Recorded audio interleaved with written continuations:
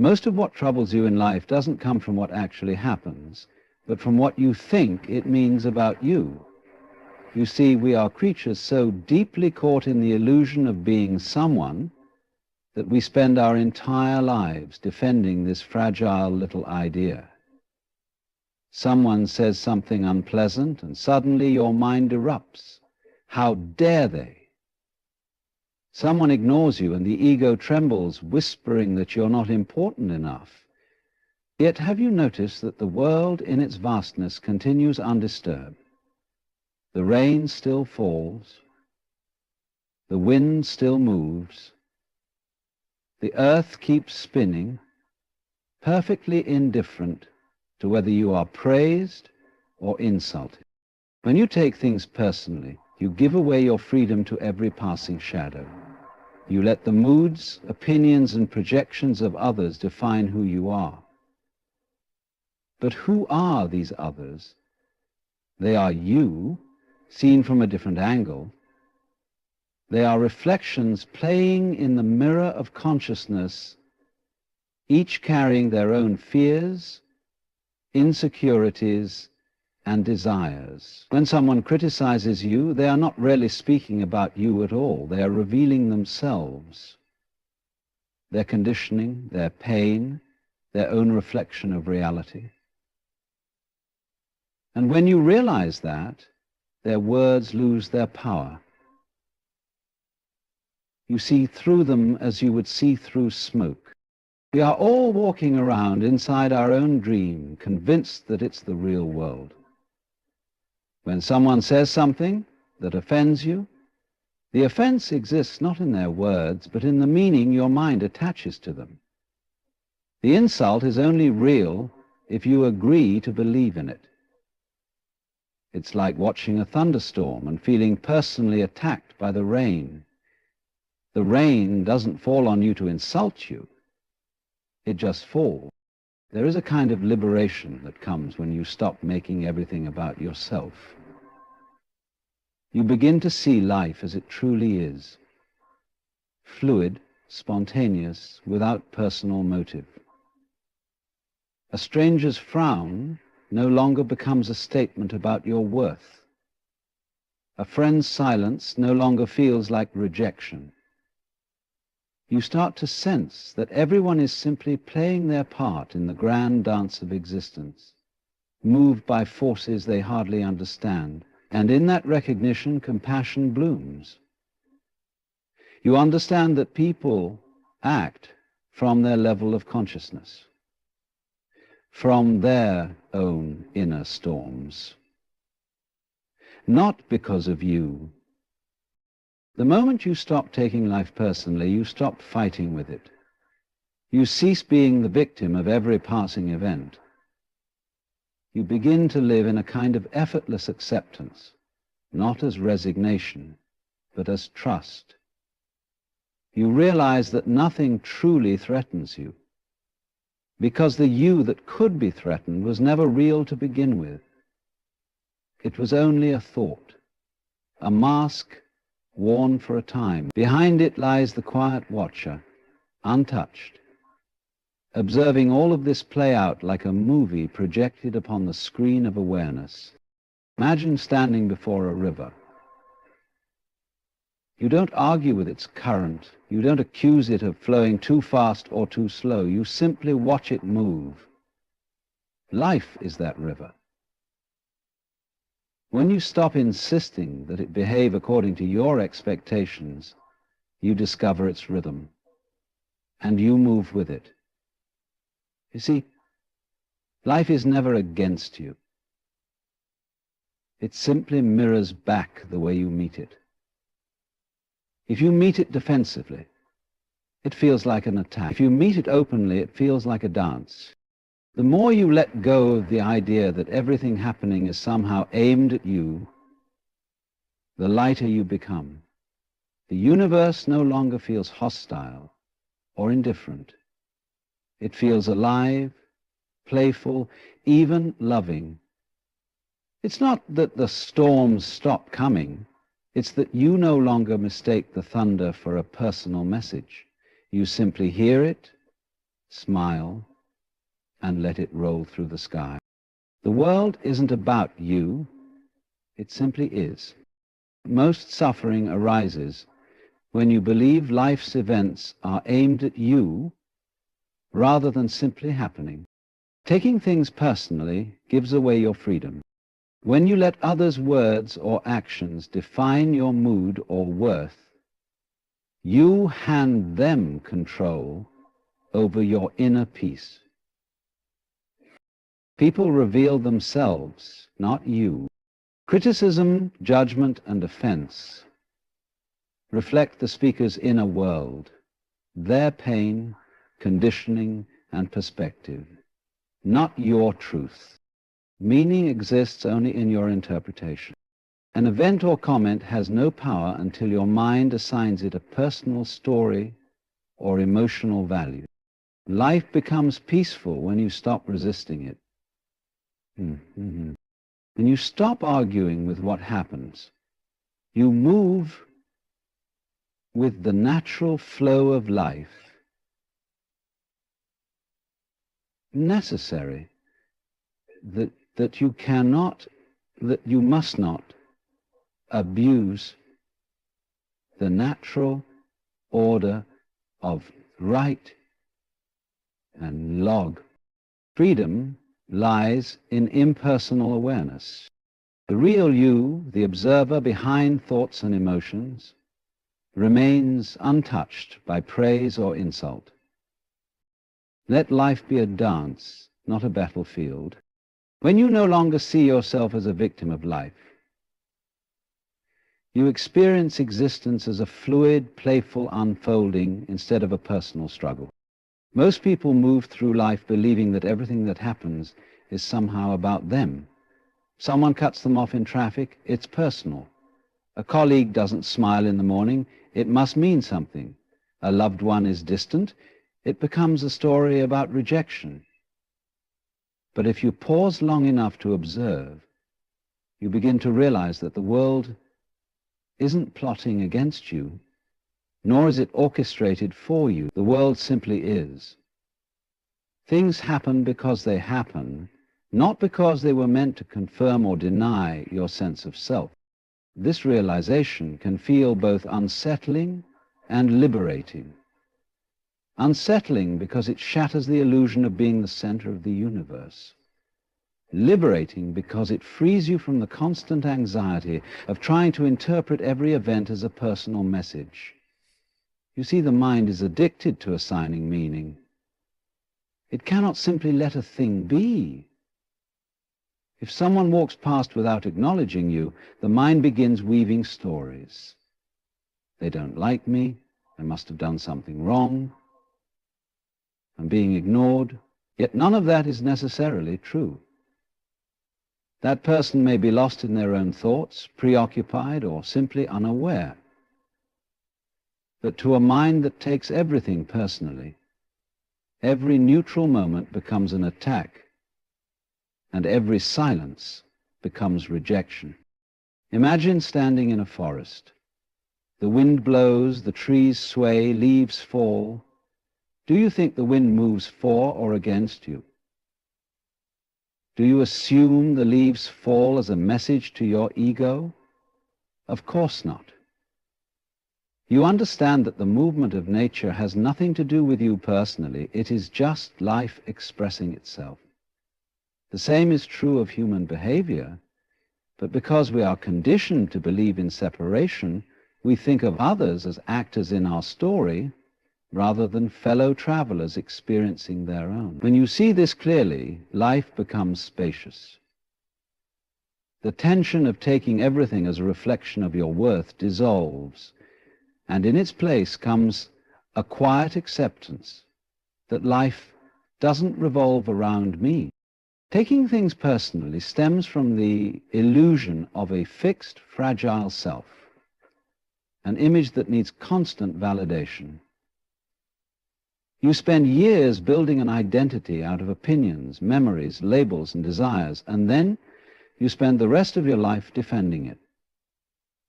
When someone agrees with your identity, you feel inflated. When they challenge it, you feel attacked. but both are illusions. The one who feels flattered and the one who feels insulted are the same dream character, desperately seeking stability in a world that's always changing. And what's changing?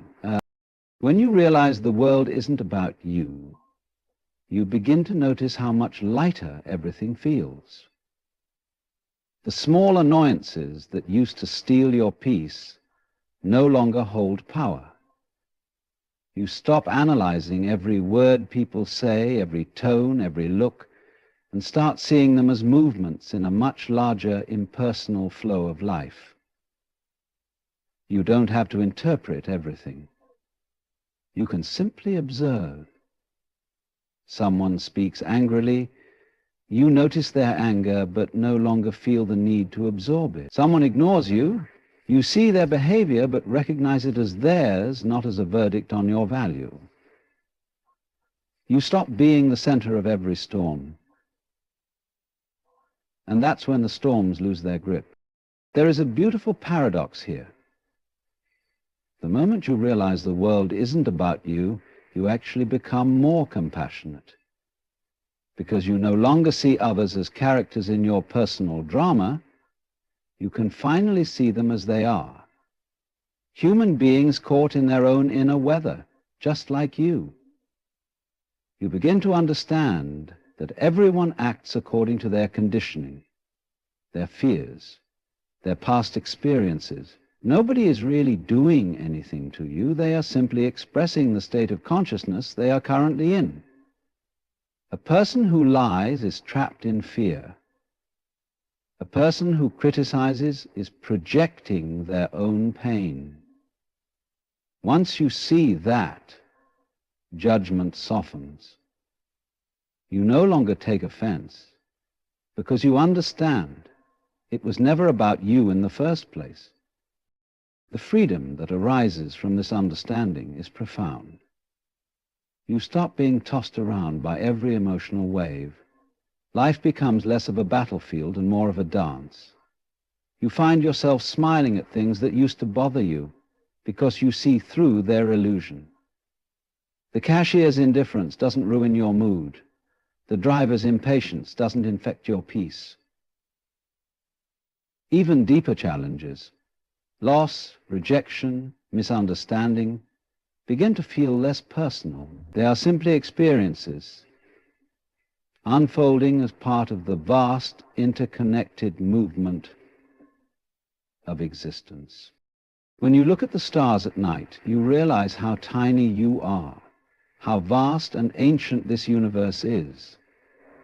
And yet that realization doesn't make you feel insignificant. It brings peace.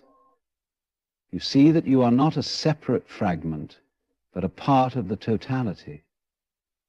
The universe isn't about you because you are the universe. The leaf doesn't take the wind personally. It moves as the wind moves.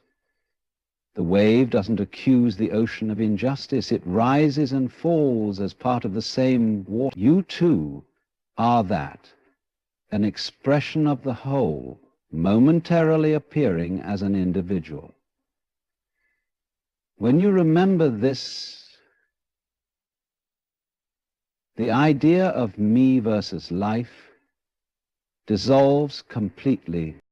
The illusion of taking life personally is deeply rooted in the habit of thought. The mind says, "This happened to me. They did this to me. Life is unfair to me." But if you observe closely, life doesn't happen to anyone. It simply happens. The tree grows, the rain falls, the child laughs, the old man dies. The universe is a vast unfolding of events, birth and decay, joy and sorrow, light and dark, all existing together without moral judgment or personal intention. When you stop inserting yourself as the center of it all, you begin to see its raw beauty. You can watch life as it moves, without commentary, without resistance. You notice the play of opposites, the ebb and flow, the dance of form and formlessness. And in that witnessing there is peace. You are no longer a prisoner of why me. You don't need to make sense of everything because you've realized that life doesn't need to justify itself to your mind. It's like music. It doesn't exist to reach a conclusion. It exists to be heard, felt, and enjoyed. You're not the audience of life's music. You are part of the melody. When the mind is quiet enough to see this, the whole burden of personal importance drops away. You realize you've been trying to control a play that was never yours to direct. You've been arguing with the script of existence, demanding that it flatter you, that it conform to your preferences. But life doesn't respond to demand. It responds to awareness. The moment you stop insisting that it be about you, you fall into harmony with it. And in that harmony, even the smallest moments feel sacred. The taste of tea, the sound of rain, the silence between breaths. So, life changes when you stop taking it personally, not because life itself changes, but because your perception does. You see through the illusion that everything is happening to you and awaken to the truth that everything is simply happening through you, around you, and as you. The world hasn't been against you. It has been showing you yourself all along. And the day you stop trying to make it personal, you finally meet it as it is. Vast, alive, and free. When you take things personally, you unknowingly hand over the keys to your inner world. You give strangers, circumstances, and fleeting opinions the authority to determine how you feel, who you are, and what your peace is worth. It's like letting the wind decide your direction. You have no anchor, no center, no stillness within yourself. The smallest remark can shatter your calm.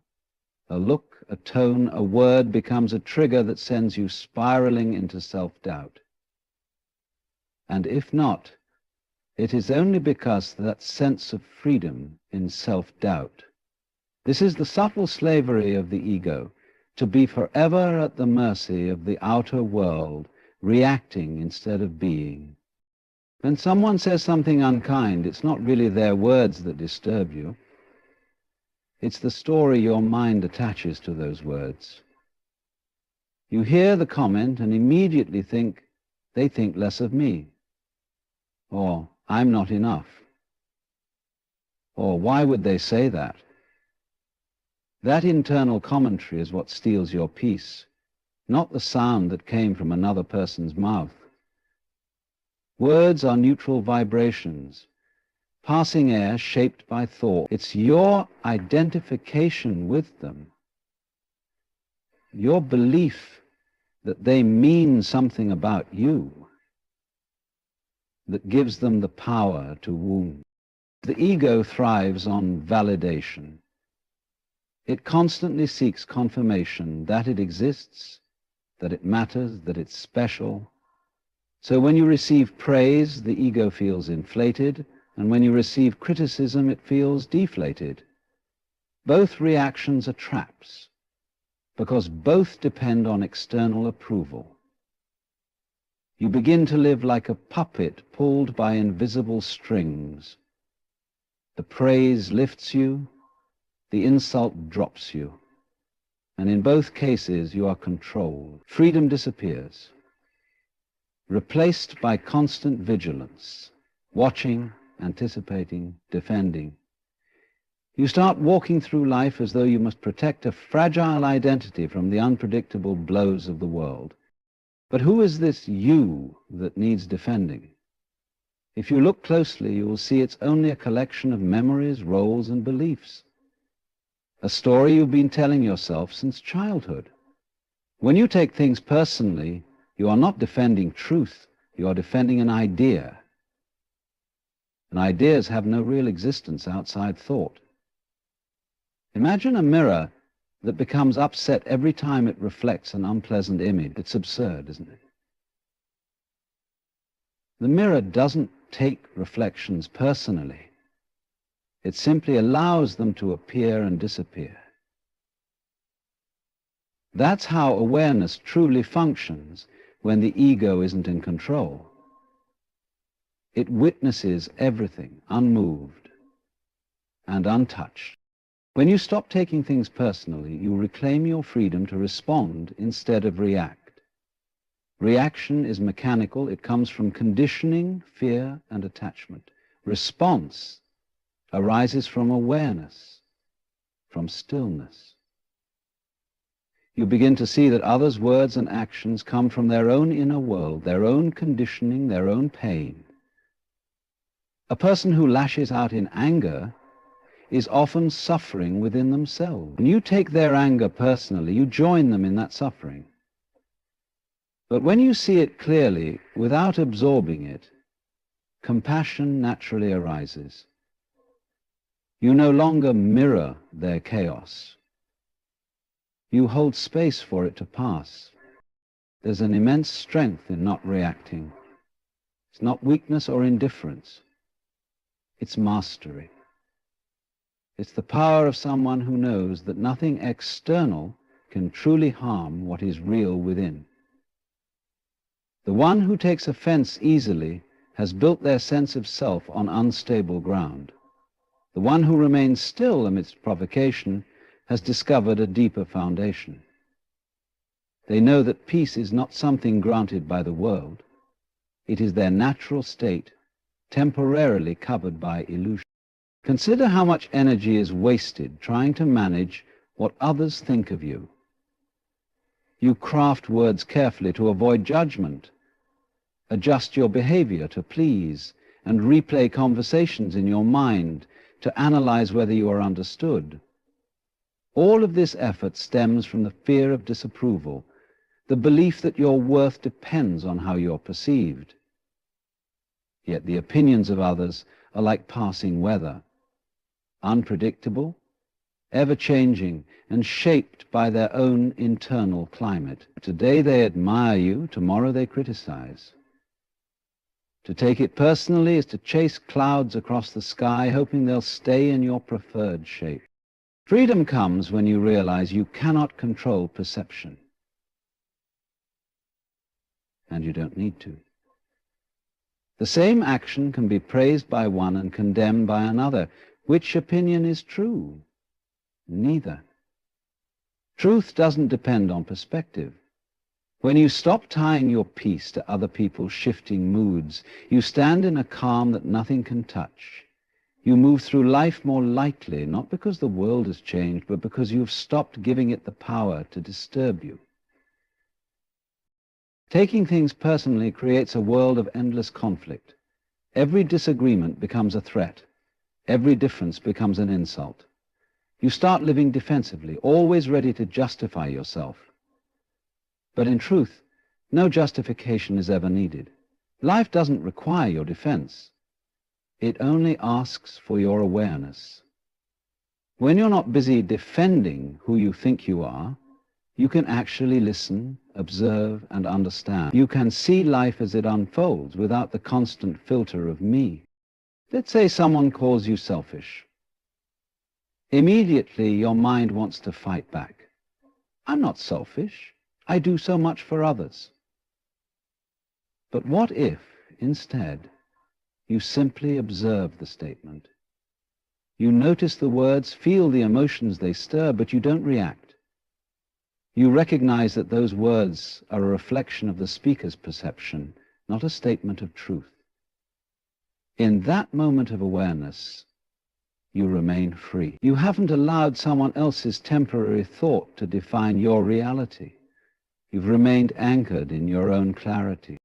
The same is true in the opposite direction. When someone praises you, don't cling to it. If you become attached to the sweetness of approval, you'll fear its withdrawal. Praise feels good, but it's just as impermanent as criticism. When you can accept both with the same calm, neither rejecting nor grasping, You are no longer a prisoner of circumstance.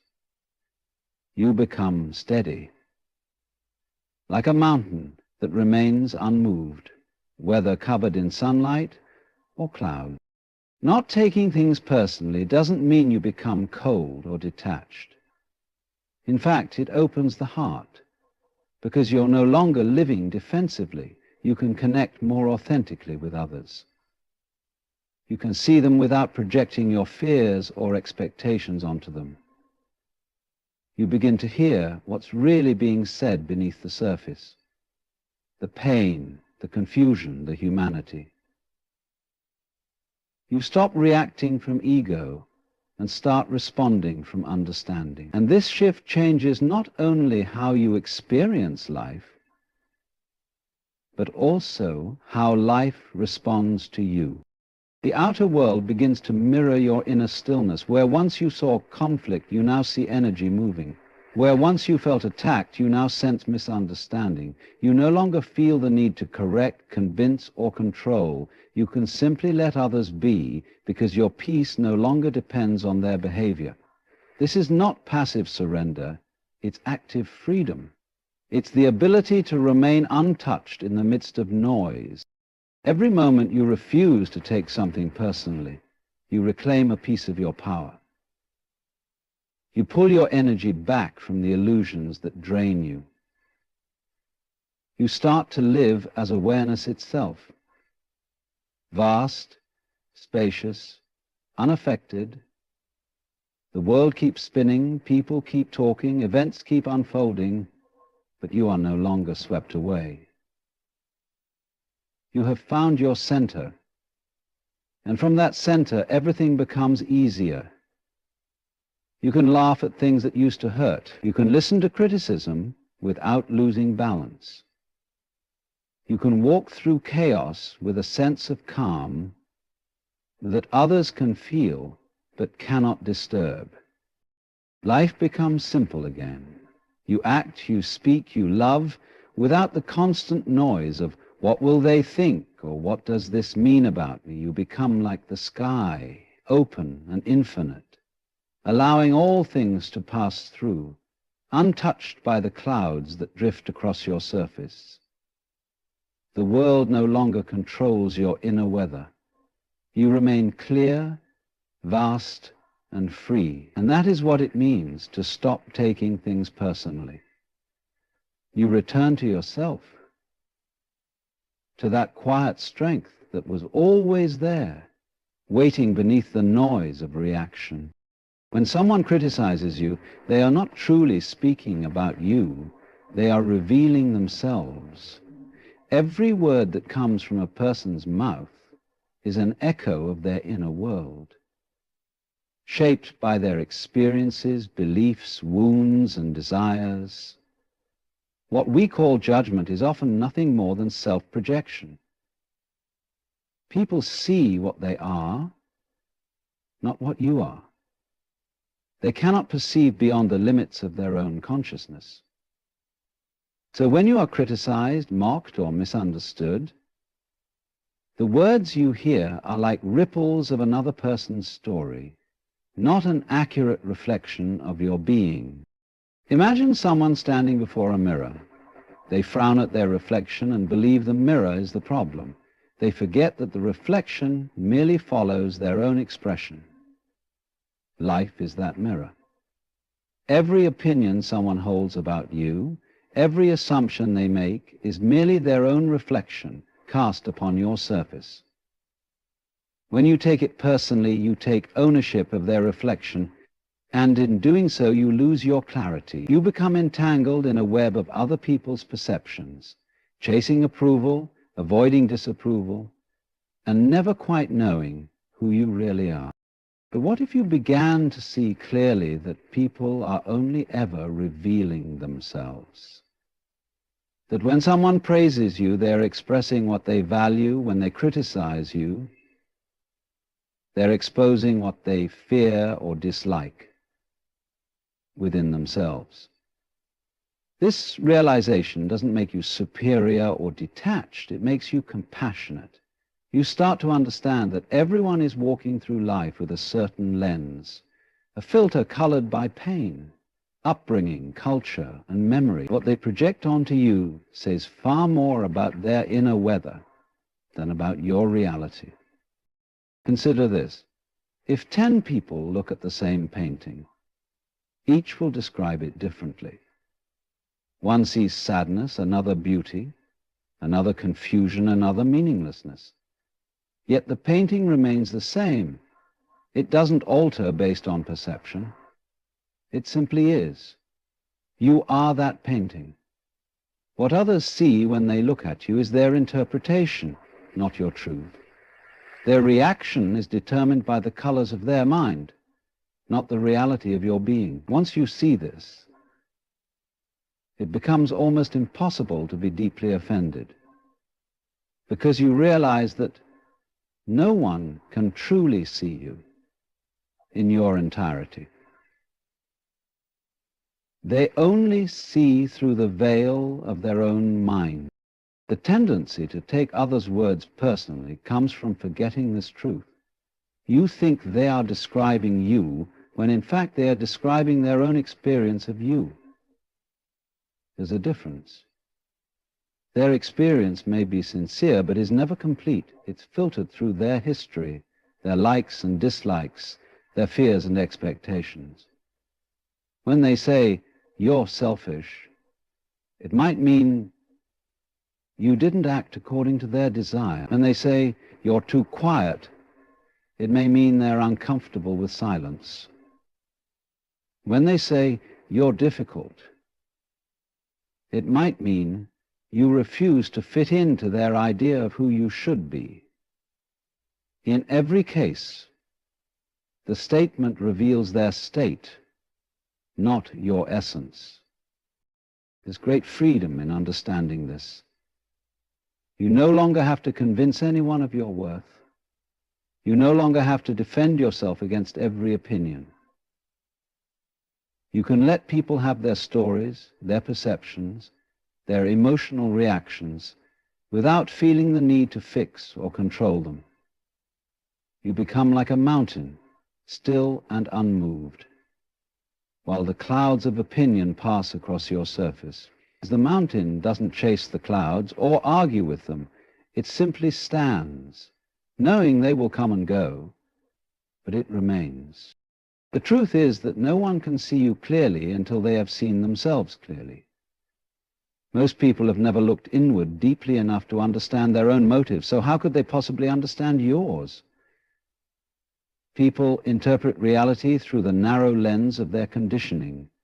Their words are echoes of that conditioning, not judgments of universal truth. Even those who love you will at times project their fears upon you. Even those who dislike you will, in some strange way, mirror your light back to you through their resistance. The dance of perception is not about who is right or wrong. It's about awareness revealing itself through contrast.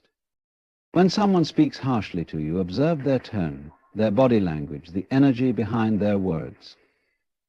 You will see that they are speaking from a place of emotion, hurt, fear, frustration, or insecurity. The moment you recognize this, compassion replaces defensiveness. You stop taking the attack personally because you see it for what it is, a cry from someone lost in their own pain. They are showing you their wounds, not your faults. You can listen without absorbing. You can remain open without collapsing. You can care without carrying. This understanding transforms your relationships. Instead of reacting to people's moods and words, you begin to perceive the invisible stories that shape them. The angry boss, the jealous friend, the distant lover, all are simply playing out the dramas of their own minds. You don't have to join their play. You can simply watch it with kindness. This doesn't mean you allow disrespect or harm. It means you respond with clarity instead of emotional confusion. You don't fight back from ego, you respond from awareness. If you look deeper, you'll see that this principle applies to praise as well. Compliments, just like criticism, reveal the speaker's perspective. When someone admires you, they're expressing the qualities they value within themselves or long to develop. It's beautiful to receive appreciation, but you need not cling to it. Because if you depend on praise for self-worth, the absence of it will feel like a wound. Freedom lies in neutrality, in seeing both praise and blame as reflections of the observer, not of your essence. To live this way is to move through life with a quiet grace. You no longer resist people's perceptions. You simply allow them to exist. You stop demanding that others see you correctly because you realize that everyone is seeing through their own fog. You let them be, and in doing so you let yourself be. You stop editing yourself to fit their imagination. You stop defending yourself against their misunderstanding. You simply rest in the knowing that no one can define you except the awareness that watches all of this unfold. Think of how peaceful it would be to meet every opinion with the thought, this is their truth, not mine. Not with arrogance, but with understanding. To see that every voice you hear is a reflection of an inner state, not a statement of your reality. You can nod, listen, smile, or stay silent, knowing that what they are truly revealing is themselves. You stop living reactively and start living consciously. When you deeply grasp that people reveal themselves, not you, you begin to move through the world with immense freedom and lightness. You are no longer weighed down by the need to be understood. You don't chase validation or flee from rejection. You simply exist as you are, letting others see what they will, knowing that their vision is theirs alone. You become unshakable, not because you have hardened, but because you have softened into truth. The world keeps speaking, judging, labeling, loving and hating, but you remain aware that all of it is just reflection. The mirror shows many faces, but the space within remains untouched. You no longer get lost in the images. You are the clarity behind them, the silent witness of all appearances. And in that awareness there is peace so deep that no opinion can disturb it. For how can another's reflection ever harm the mirror that only reflects? Meaning exists only in your interpretation. Nothing that happens to you carries built-in significance. The mind assigns meaning to events and then believes its own story as if it were fact. This is how a passing remark turns into an insult, how silence becomes rejection, how coincidence becomes fate. The raw event itself is neutral. It's like rain falling on the earth. But one mind calls the rain a blessing, another calls it a nuisance, and both insist they're right. The difference isn't in the rain, it's in the meaning given to it. That's the secret. The world you live in is shaped less by what happens and more by what you think it means. When you take something personally, you're interpreting reality through a narrow filter, through the identity that believes everything must relate to me. A friend forgets to call back, and immediately your mind spins. They don't care about me. I must have done something wrong. I'm being ignored. In truth, the friend might simply be busy, distracted, or lost in their own world. But before you even ask, the mind fills in the gaps with assumption and emotion. What hurts you isn't the situation itself, it's the story you've told yourself about it. If you look closely, almost every moment of suffering begins in this way.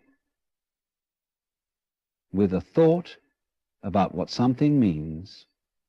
It's not that meaning itself is bad. It's that we forget we're the ones creating it. The mind is like a storyteller that never stops talking, interpreting every moment to fit its existing script. When something feels pleasant, it calls it good. When it feels unpleasant, it calls it bad. When someone praises you, it says, "I'm worthy."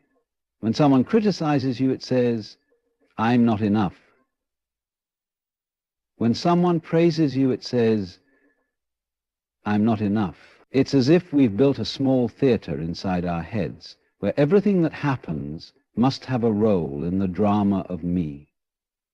But life isn't bound by that script. It simply unfolds. The moment you realize that meaning is self-created, something incredible happens. You begin to see life as open, fluid, and unburdened by judgment. A neutral event no longer traps you in reaction. You can observe it before deciding what it means or whether it needs to mean anything at all. The power to define experience returns to you. You stop being a victim of circumstance and become a conscious participant in your own perception. Consider a cloudy day. One person looks at the gray sky and feels gloom. Another finds comfort in its calmness. The sky doesn't choose sides. It simply exists. In the same way, reality doesn't come labeled as friend or foe, success or failure, blessing or curse. Those labels are human creations, added after the fact.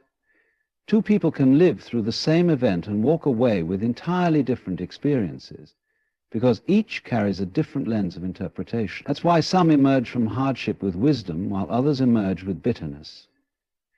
It's not the event, but the meaning that shapes them. If you've ever reflected on something painful and realized later that it was a blessing in disguise, you've seen this truth firsthand. What you once called bad became the very thing that transformed you. But that transformation didn't come from the event itself. It came from the shift in meaning. You saw it differently, and that new perception changed everything. That's how reality works. It mirrors the consciousness that perceives it. When you stop automatically assigning personal meaning to everything, a great quiet enters your life. You realize you don't have to interpret every silence, every delay, every gesture. You can simply let things be as they are. There's enormous peace in that. You stop demanding that life justify itself. You stop demanding that every moment tell you a story about your worth. And when you stop demanding meaning, life begins to show you truth. You see events not as attacks or rewards, but as movements within a vast, interconnected whole, each one neutral until you color it. It's a strange thing, but much of human suffering comes not from pain itself, but from the mind's insistence that pain shouldn't exist. You fall, you lose, you grieve, and immediately the mind says, "This shouldn't have happened to me." That resistance is where the agony lies. Pain can be intense, but it passes. Resistance lingers. The more you cling to the idea that life must align with your expectations, the more meaning you project onto what simply is. And every time you do, you distance yourself from reality. Meaning is powerful because it shapes emotion. The thought, "I was rejected," feels heavy and sharp. The thought, "They made a choice that fits their path," feels neutral, maybe even freeing. Same event, different meaning. This is how two people can face the same challenge and one breaks while the other grows stronger. The difference lies in interpretation. The one who stops taking life personally learns to look at events without immediate judgment. They ask, what if this doesn't mean what I think it does? What if it just is? Life becomes lighter when you live in that question. You begin to notice that meaning is optional, not mandatory. You don't have to label every experience. Sometimes things can happen without a reason that flatters or condemns you. They can just happen as part of the natural movement of existence. Like the tide, like the wind, like the seasons, flowing, changing, without personal motive. If you want peace, learn to pause between what happens and what you think about it. In that space, there's freedom. You can see clearly that the world outside is not trying to affirm or insult you. It's simply reflecting your state of mind. The angry person sees offense everywhere. The peaceful person sees the same world and feels harmony. Change the meaning, and you change the world you live in. You may begin to notice how easily people around you get lost in their meanings. Someone cuts in line and they're furious. How dare they disrespect me? Someone forgets to say thank you and they sulk for hours. These small examples show how deeply we tie identity to interpretation. The ego survives by making meaning. It needs stories to feel alive. Without them, it dissolves into the vastness of what is. That's why silence, neutrality, and uncertainty feel uncomfortable to the mind. It cannot label them, and so it feels as though it's disappearing. But that disappearance is freedom. When you no longer cling to your interpretations, you begin to experience life directly, without filters. You start seeing things as they are instead of what you think they are. That's when beauty emerges, because beauty isn't in the thing itself, but in the clear seeing of it. A cracked wall, a withered flower, a moment of stillness, all can move you deeply when your mind stops deciding what they should mean. To live without rigid interpretation doesn't make you passive. It makes you awake.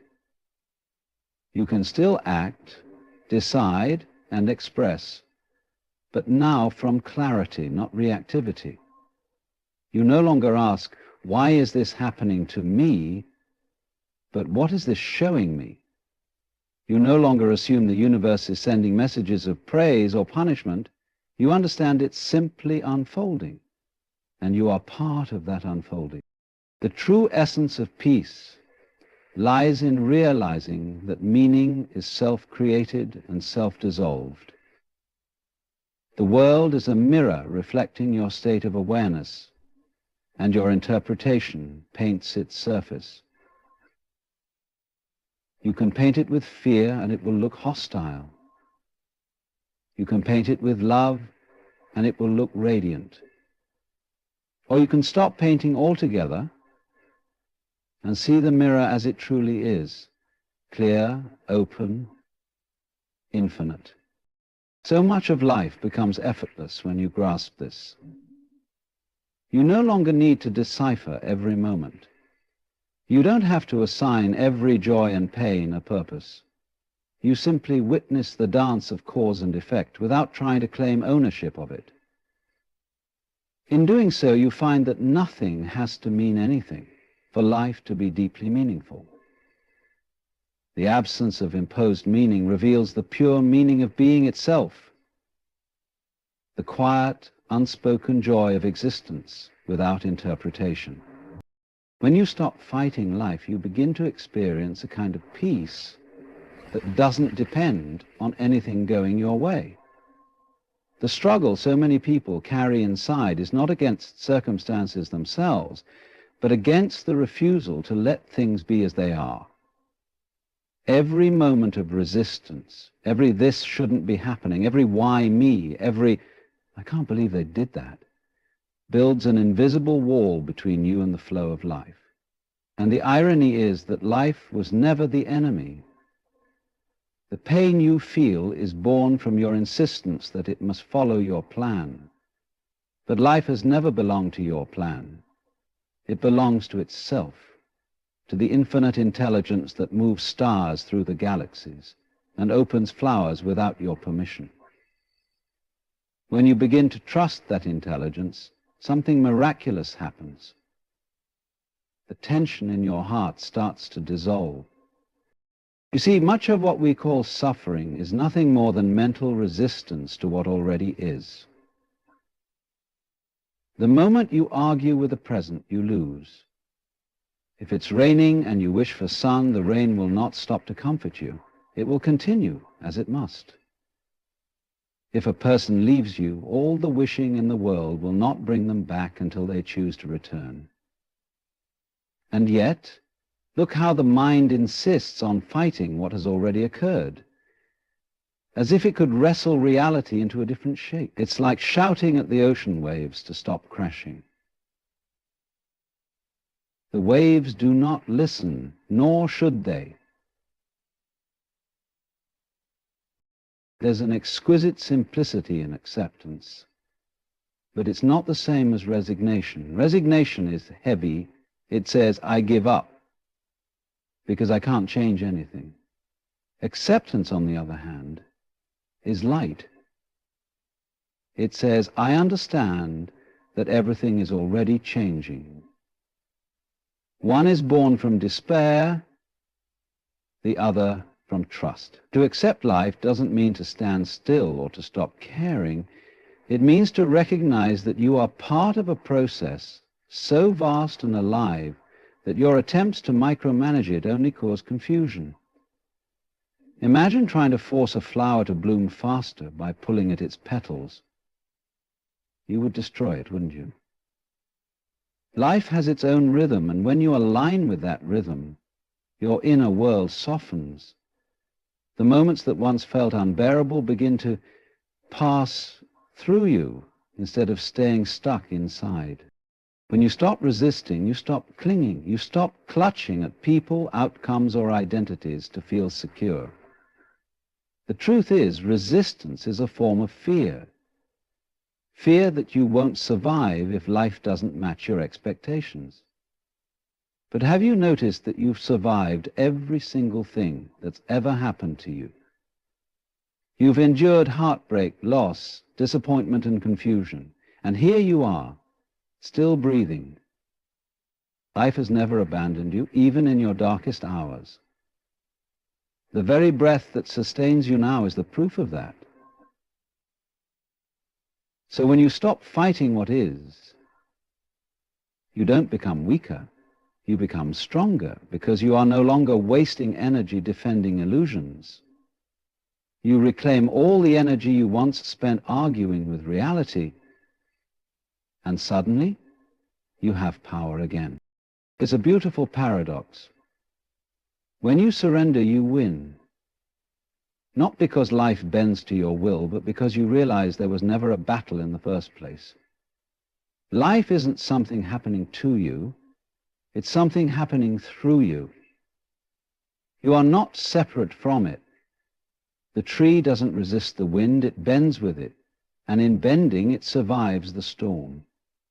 The river doesn't resist the rocks, it flows around them, and in flowing it carves valleys through mountains. That is the intelligence of nature, and it is the same intelligence that animates your body, your breath, your very being. When you stop resisting, you come back into harmony with that intelligence. You become like water, adaptable, fluid, alive. To stop resisting doesn't mean you don't act. It means you act from clarity instead of reaction. When you fight life, your actions are born from fear, anger, or control. But when you accept life, your actions are born from understanding. There's a quiet wisdom that guides you, a knowing that you can move with life, not against it. And in that space, even your challenges transform. What once looked like obstacles begin to reveal their lesson. What once felt like endings turn into beginnings. Life stops feeling like a problem to solve and starts feeling like an experience to live It's also worth seeing that resistance often shows up in disguise. It's not always loud and dramatic. Sometimes it's subtle, a quiet tension in your body, a hidden resentment, a silent complaint running in the background of your mind. These are all forms of no to life. The invitation is to become aware of them, not to judge them, but to see how they block your natural ease. When you catch yourself resisting, simply pause and breathe. Ask yourself, what if this too is part of the flow? You'll be surprised how quickly the grip softens. Life has a way of carrying you when you stop digging your heels into the ground. Think of all the energy that's freed when you no longer demand that life match your preferences. You begin to see the beauty in imperfection, the meaning in the unpredictable, and the grace in the uncertain. You understand that you are not here to control life, but to experience it fully, the joys, the sorrows, the mess, and the magic. And with that understanding comes peace. Not the kind of peace that depends on everything going right, but the peace that remains even when nothing does. When you stop resisting life, gratitude naturally arises. You start noticing small miracles that were always there. The warmth of sunlight, the sound of laughter, the softness of your breath. You see that life has always been generous, even when you couldn't see it. The mind that used to complain now begins to appreciate. And in appreciation, resistance dissolves completely. You no longer stand apart from the world, judging it. You melt into it, part of its rhythm, part of its song. The truth is, the world does not need to change for you to be free. You only need to stop fighting what is. That doesn't mean you won't still face difficulties or pain. Of course you will. But you will face them with open eyes, not clenched fists. You'll meet life as an ally, not an enemy. You'll understand that acceptance is not weakness, it's the highest form of strength, because it aligns you with the very power that creates and sustains everything. And when that happens, something subtle but extraordinary unfolds. Life stops being something to endure and becomes something to love. Every moment, even the hard ones, becomes an expression of the same living intelligence that breathed the stars into existence. You begin to see that nothing was ever against you, that everything was guiding you home to this moment, this awareness, this stillness, where there is no resistance at all. Freedom begins when you recognize that who you truly are cannot be touched by what happens in the world. The part of you that feels hurt, offended, or praised, that rush of emotion that rises and falls, is not your essence. It is a passing wave on the surface of consciousness.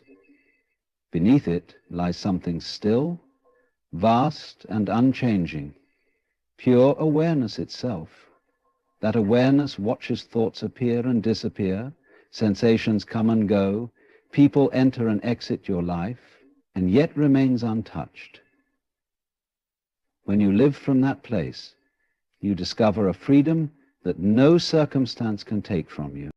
Most people live as if they are the characters in their thoughts, constantly reacting to every scene that unfolds. When someone criticizes them, they feel diminished. When someone compliments them, they feel inflated. When plans fail, they despair. When they succeed, they glow. Their sense of self swings wildly like a pendulum, always dependent on the next word, the next event, the next outcome. But this instability comes from identifying with the mask, the personality, not with the awareness behind it. The mask must always defend itself, for it is fragile. It can be bruised by a sentence, destroyed by rejection, or puffed up by admiration. But awareness cannot be bruised, rejected, or praised. It's simply seeing. Freedom arises when you begin to shift your identity from the ever-changing to the ever-still. You notice that thoughts are like clouds passing through a vast sky. The sky never tries to control the clouds. It doesn't mind whether they are dark or light, fast or slow. It simply allows. The same is true of awareness. It allows all experiences to appear within it. You may feel anger, joy, sadness, confusion, or peace, and all of them pass through you, yet none of them define you. When you begin to live as this witnessing awareness, you stop getting entangled in every emotional storm. You can observe the storm, feel it fully, but you don't mistake yourself for it. Imagine sitting by a river. The water flows by, sometimes calm, sometimes wild. The river is your mind. You are not the river. You are the one watching it flow. Most people, however, jump into the current. Thrashing about, trying to control the water, they forget they can simply step back and observe. This stepping back is the beginning of real freedom. It is not an act of detachment born of coldness. It is the realization that you were never the turbulence to begin with.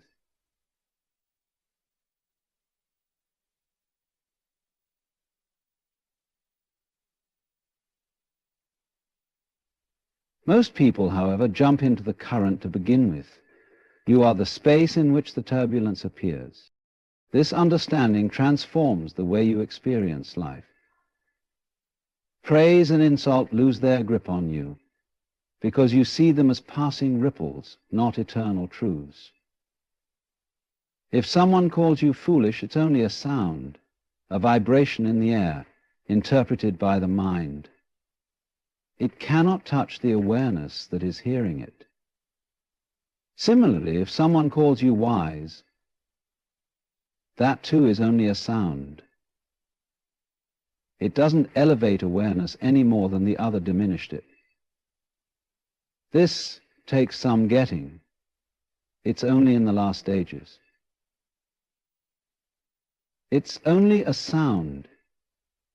It doesn't elevate awareness any more than the other diminished it. What changes is the narrative you attach to these sounds.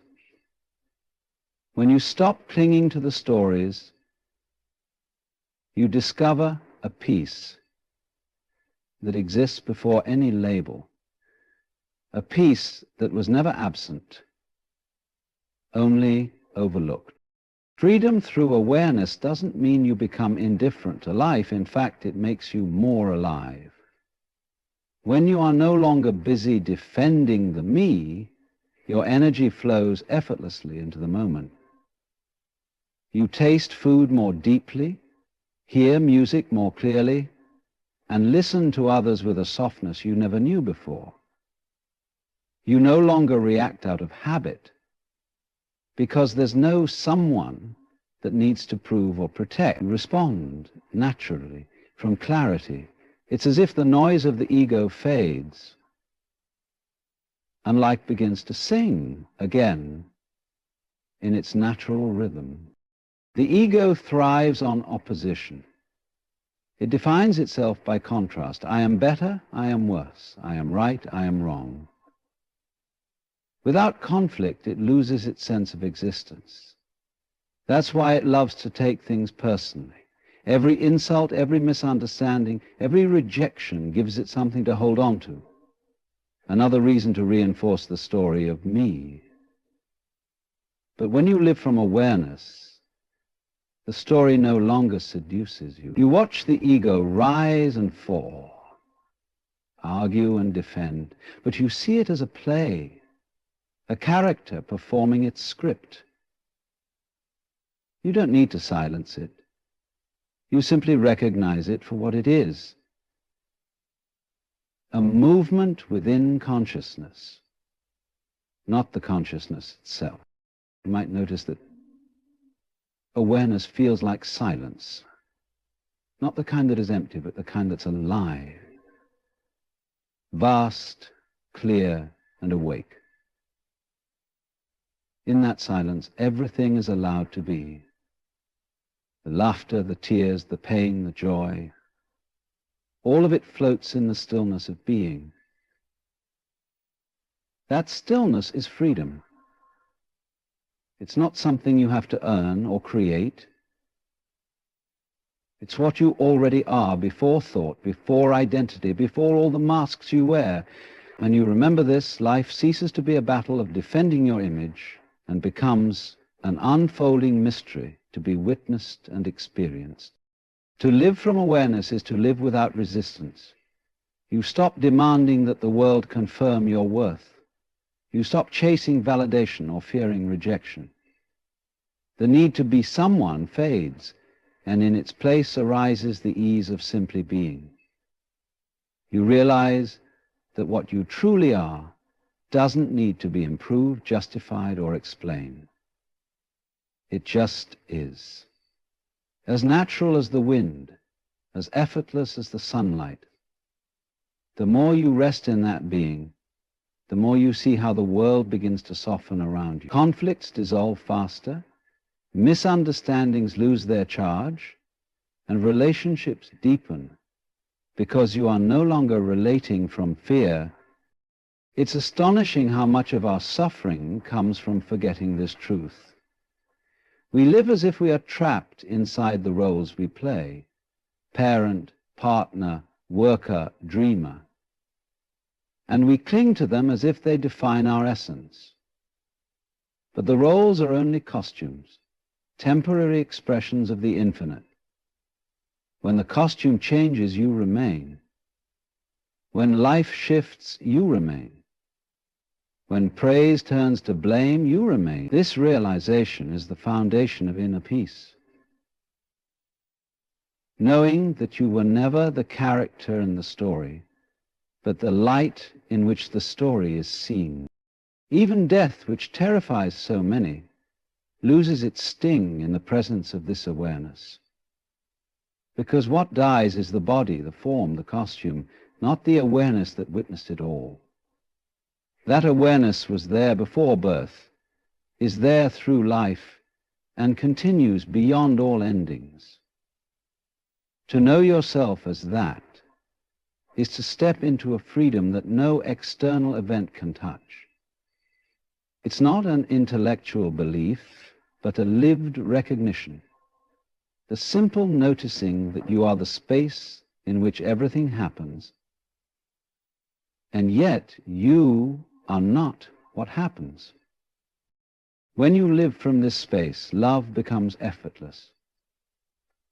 Not the love that clings or demands, but the love that simply shines because it has nothing to protect. You see yourself in others, not as a poetic idea, but as a felt reality. You realize that the same awareness looking through your eyes is looking through theirs. The same silence behind your thoughts is behind theirs. And how could you ever take anything personally again when you understand that all are expressions of the same life, the same being, the same consciousness, dancing in countless forms? Freedom, then, is not found in escaping the world or perfecting the self. It's found in seeing that you were never trapped to begin with. You are the stillness behind the noise, the light behind the shadow, the sky behind the storm. Everything else, every story, every wound, every identity is just passing weather. And the sky has never been harmed by the clouds that drift through it. You shall expand point 7 up to 1,000 words without heatings. ChatGPT said, when you stop taking life as a battle to win and begin to see it as a dance to join, everything changes. The constant tension you once carried, the need to be right, to be validated, to be seen, starts to dissolve like mist in morning light. Life no longer feels like something you must conquer. It becomes something you can move with. you begin to notice that every moment has its own rhythm, its own invitation to flow. And as you learn to listen rather than resist, to sway rather than struggle, a quiet grace enters your life. For so long you've been taught to treat life as an opponent. You've been told to fight for success, to defeat failure, to overcome your challenges. And though these phrases sound empowering, they plant a subtle but powerful illusion that life is against you, that you must protect yourself from it. But this attitude keeps you trapped in a perpetual state of tension.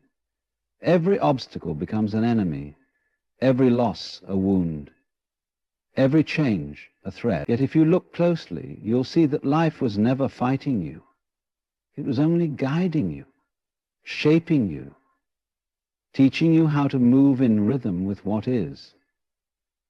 The dance of existence has no adversary. It only has participants. When you dance, you don't control the music. You don't demand that the tempo slow down or that the melody fit your mood. You simply move with it, allowing your body to find harmony with the sound. The same principle applies to life. The music of existence will change, sometimes soft and sweet, sometimes chaotic and wild. But when you stop insisting that it play your song, you discover how to move with any rhythm. That is freedom. Not the freedom of control, but the freedom of flow. To live as a dancer in this great unfolding means to embrace uncertainty. You no longer need to predict every step or understand every turn. You trust the rhythm to carry you. The mind, with all its fear of the unknown, wants choreography. It wants to know exactly what comes next. But the beauty of a dance is in its spontaneity. You turn, you spin, you fall, you rise again, and through it all, you remain in motion. Life is the same. The moment you think you've mastered it, the music changes. When you stop treating life as a battlefield, you stop looking at others as competitors or threats. You begin to see that everyone is dancing to the same music, each in their own unique way. Some move with grace, others stumble. Some move too fast, some too slow. But all are part of the same orchestra of existence. You don't need to judge their rhythm or compare your steps to theirs. You can simply appreciate that in this grand performance, every dancer has their own expression of the same song. Compassion naturally arises because you understand that even those who step on your toes are still learning how to move. This shift from battle to dance also changes your relationship with pain. On the battlefield, pain is an enemy to be resisted. In the dance, pain becomes part of the choreography, a moment of dissonance that gives depth to the movement. You begin to see that sorrow and joy, gain and loss, are not opposites but partners.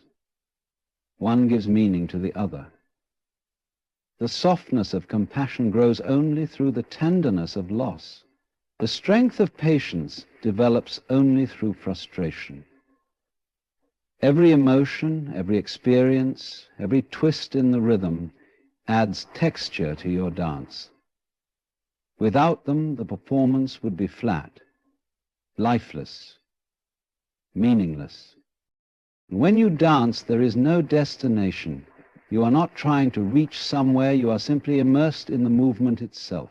The joy is not in finishing the song, but in feeling it fully as it plays. That's why those who take life personally struggle so much. They are trying to arrive somewhere, to prove something, to achieve some perfect posture that will make them enough. But those who dance are not concerned with perfection. They are concerned with presence. They are not performing for an audience. They are moving because the music exists, because they cannot help but respond to it. You might begin to see that life is not a straight path at all, it's a spiral. It moves in cycles: birth, growth, decay, renewal, and every cycle is an invitation to learn a new rhythm. There will be times when the music seems harsh or unpredictable, when you stumble and fall, but even those moments are part of the dance. The fall teaches humility, the pause teaches stillness, and when you rise again, your movement carries a new depth, a softness that only experience can bring. Nothing is wasted. Every moment adds to the artistry of your being. This way of living demands trust. A deep trust, not in the mind, but in life itself. You trust that the rhythm knows what it's doing, even when you don't. You trust that every event, even the difficult ones, fits into a larger harmony that you may not yet hear. And that trust frees you from the constant anxiety of control. You stop gripping the steering wheel so tightly. You stop fearing the turn. You start to enjoy the ride, not because you know where it's going, but because you are awake enough to feel it as it happens. When life becomes a dance, even silence has rhythm. You notice the space between moments, the quiet pulse beneath every breath. You start to live not in reaction, but in response. Reaction is mechanical. It comes from fear, from habit. Response is alive. It comes from presence, from awareness. You no longer react to what people say or do because you no longer see them as personal attacks.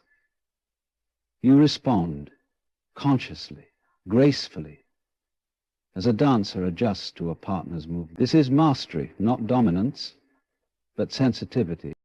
The more you dance with life, the lighter you become. You realize that you don't have to carry the weight of every disappointment, the burden of every misunderstanding. You can let things move through you the way music moves through the air. You stop demanding explanations for everything. You stop needing life to justify itself. You stop to see that every moment, whether joyful or painful, is a note in the same symphony, and that without any one of them, the song would be incomplete. To live this way is to live without fear. Not because fear disappears, but because you stop giving it power. You recognize it as just another rhythm, a quickening of the tempo, an invitation to breathe more deeply, to find your balance again. And in that awareness, even fear becomes something beautiful. A reminder that you are alive, that you are feeling, that you are participating fully in the great dance of existence. Eventually, you no longer ask, why is this happening to me? You ask instead, what is life inviting me to see in this movement? You no longer beg the music to change, you learn to change your steps. And with that, life ceases to be a struggle. It becomes art. Every conversation, every challenge, every quiet morning, and every chaotic night becomes part of the same dance, a dance that began long before you were born and will continue long after you are gone. And so you move, not with effort, but with ease. You laugh more, forgive faster, and let go sooner. You stop taking yourself so seriously, because you understand that you are both the dancer and the dance, both the music and the movement. There was never anything to win, never anything to lose, only this endless unfolding of rhythm and silence, form and formlessness, joy and stillness. When you live like that, life itself becomes poetry in motion. And every step, no matter how clumsy or graceful, is perfect just as it is.